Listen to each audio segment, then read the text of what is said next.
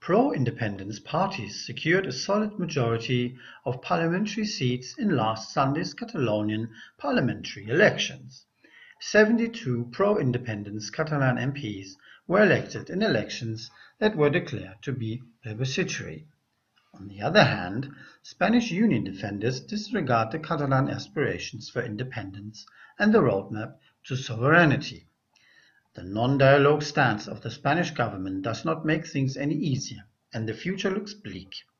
A rapid solution of the dispute over independence is not in sight, especially with Spanish elections on the horizon, which aren't likely to redirect the current socio-political situation towards reaching a constitutional consensus.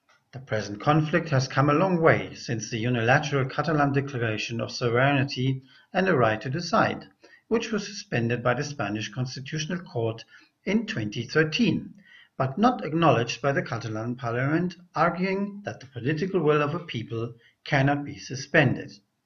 In fact, the recent elections can be considered a legal way out of the prevailing political impasse, although the question remains as to who is in the political and democratic right.